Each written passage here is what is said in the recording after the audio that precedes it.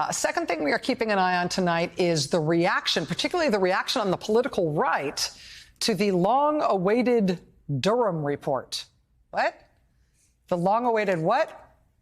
Well, the reason we're watching for the right and their reaction to this is because the Durham report is only really long-awaited by them, and they really, really have been awaiting this report. A source close to special counsel John Durham's probe tells Fox News things have, quote, accelerated. I look forward to Bull Durham's report. That's the one I look forward to. Did you think by now that there would have been more to come out of the Durham investigation? What happened to Durham? Where's Durham? And by the way, where's Durham? What happened? Where is he? He disappeared. We do not yet know what the remainder of John Durham's findings are. Actually, now we finally do know. Boy, they have been excited about this for a long time.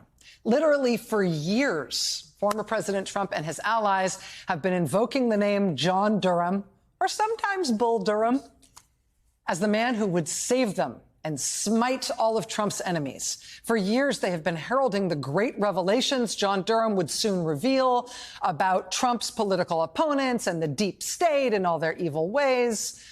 When that didn't seem to be happening, Trump and his allies started pounding their chests and yelling at the clouds about why Durham hadn't acted yet, why he hadn't yet smote all of Trump's enemies, why, there were Democrats who weren't yet at Guantanamo. Durham will do it all. John Durham was appointed by Trump Attorney General Bill Barr. His assignment from Bill Barr was to prove that when Russia launched its operation to intervene in the U.S. presidential election in 2016 to try to help Trump win, Durham was supposed to prove in this investigation that the FBI was wrong to have investigated whether the Trump campaign itself was connected to what Russia was doing. For 4 long years, John Durham's supposedly bombshell findings were always tantalizingly close. The damning evidence was going to come any day. It has really never worked out the way they hoped. In sum total, what John Durham got out of his investigation was one guilty plea out of an FBI lawyer, an FBI employee, who admitted he made a misrepresentation in a single email. It should also be noted, though, that that lawyer's screw-up was discovered not by John Durham, but by an entirely different investigation that had nothing to do with John Durham. Nevertheless, that FBI employee did plead guilty to making a misrepresentation in a single email, and his punishment was that he had to do some hours of community service. But that was kind of it. Last year, John Durham finally did bring 2 criminal cases to court stemming from his investigation. He lost both of those cases in very quick acquittals. In one of those 2 cases, the forewoman of the jury actually came out of the courtroom after the case and told reporters outside that the trial had not been worth the effort. She said, quote, "I think we could have spent our time more wisely." After the second not guilty verdict, this was the AP's headline, quote, "Trump's claim of crime of the century fizzles in 3-year probe." But that was okay, because that was only year 3. And the smoking gun was going to be in Durham's report, which we now know would come out in year 4. The report was still coming, right? John Durham's failed cases in court, they were all just part of the deep state conspiracy. When he finally put the report out, all would be revealed. Today, at long last, we have the report. Here's the AP's headline today, quote, "Prosecutor ends probe of FBI's Trump-Russia investigation with harsh criticism, but no new charges."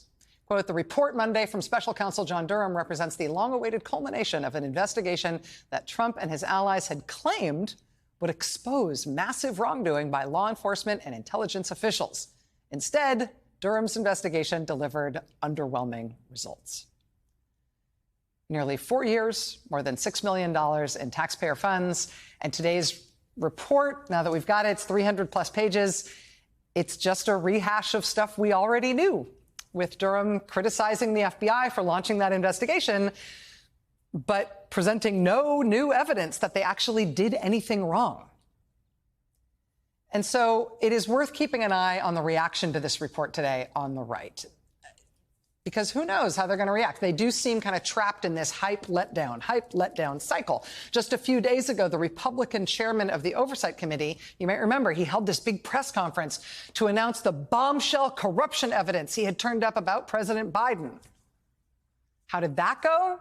Well, this was the headline in the New York Times about that press conference, quote, House Republican report finds no evidence of wrongdoing by President Biden.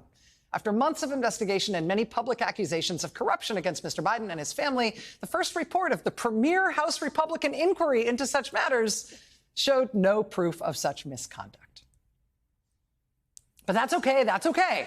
There's still more to come. This weekend, the same chairman, the House Oversight Committee chairman, said his investigation still has more evidence. Okay, there might not have been anything in that report last week, but there's more. He said he has an informant on all of Biden's corruption. Only, he admitted to Fox News this weekend, he has temporarily misplaced the informant. He cannot find him anymore. Seems possible he might have left him on the top of the car when he pulled out of the driveway, and he just disappeared. It's got to be here somewhere. Can't find the man anywhere.